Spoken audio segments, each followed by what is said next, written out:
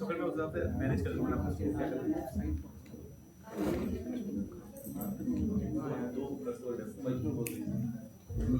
Hello, सर्वप्रथम मैं इस पावन मंच को प्रणाम करता हूँ।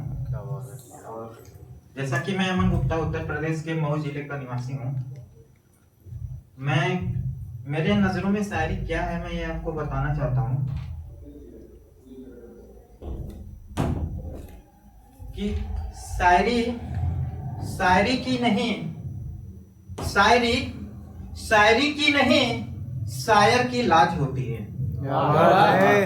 शायरी की नहीं, शायर की लाज होती है। शायरी होठों की नहीं, दिल की आवाज। इसके बाद मैं आप लोगों को वहां ले जाना चाहता हूँ जहाँ से हम सबकी जिंदगी की शुरुआत होती है। माँ के बारे में कुछ लाइनें लिखी हैं कि कैसे शुक्र अदा करूं मैं उस खुदा का जिसके हाथों की मैं सिर्फ एक बनावट हूं। कि कैसे शुक्र अदा करूं मैं उस खुदा का जिसके हाथों की मैं सिर्फ एक बनावट हूं। और क्या लिखूं मैं अपनी माँ के बारे में जिसके हाथों की मैं खुद एक लिखावट हूं। और जैसा कि माँ के लिए, दोस्त के लिए सब लोग लिखते हैं, लेकिन पापा के लिए कोई नहीं लिखता।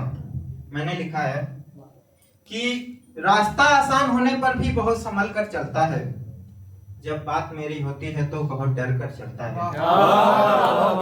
कि रास्ता आसान होने पर भी बहुत संभल कर चलता है, जब बात मेरी होती है तो बहुत डर कर चलता है।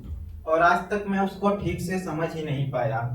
पता नहीं क्यों जब मेरा बाप सड़क पार करता है तो मेरा हाथ पकड़ कर चलता है।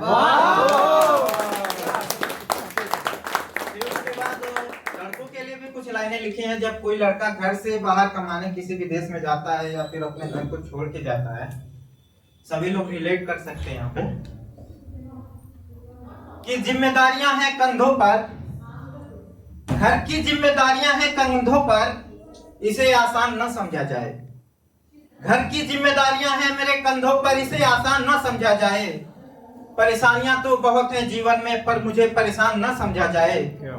कमाने की खातिर मैं बिछड़ गया अपनों से, पर मुझे अनजान न समझा जाए। बहुत सुंदर। कि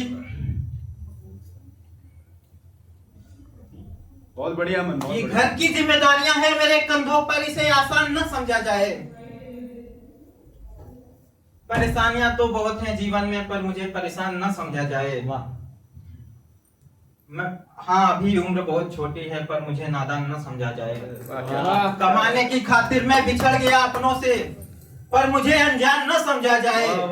मुझे मालूम है आया हूँ बहुत दिनों बाद घर पे, मुझे मालूम है आया हूँ बहुत दिनों बाद घर पर मुझे मेहमान न समझा जाए। और रोज मौत से दो हाथ करता हूँ मैं। क्या बात है। रोज मौत से दो हाथ करता हूँ मैं। हाँ, मुझे इंसान न समझा।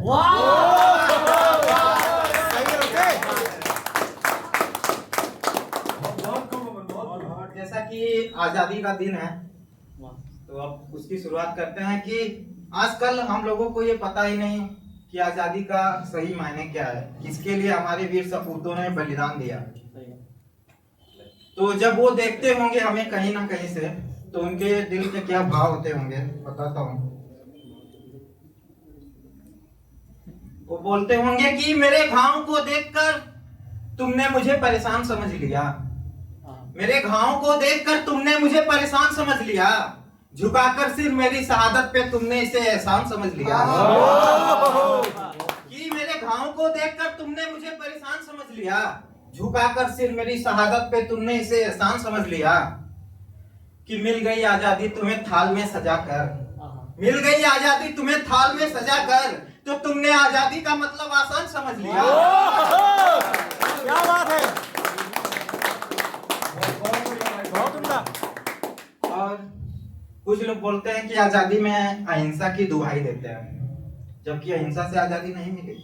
हमारे युवाओं ने, हमारे देश के भविष्यों ने अपने प्राणों की आहुति दी तो उन्हें आजादी मिली। तो उसके ऊपर लिखा है कि कुछ लोग चाहते तो उनकी फांसी रुकवा सकते थे, कि गैरों के सामने आपसी मतभेद को भुलाया जा सकता था, भाईचारा झूठा ही सही मगर दिखाया जा सकता था। गैरों के सामने आपसी मतभेद को भुलाया जा सकता था, भाईचारा झूठा ही सही मगर दिखाया जा सकता था। अरे बाद में कर लेते सत्य अहिंसा की बातें, सर्वप्रथम भगत सिंह राजगुरु सुखदेव को बचाया जा सकता। बहुत बढ़िया, बहुत बढ़िया, बहुत बढ़िया, बहुत बढ़िया भाई, बहुत बढ़िया।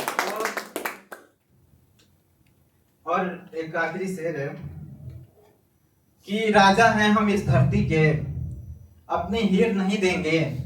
राजा हैं हम इस धरती के, अपनी हीर नहीं देंगे। मर जाएंगे रणभूमि में पर कश्मीर नहीं देंगे। क्या बात है। मर जाएंगे रणभूमि में पर कश्मीर नहीं देंगे। कुछ मरे देश की खातिर, कुछ मिट गए वसूलों पर।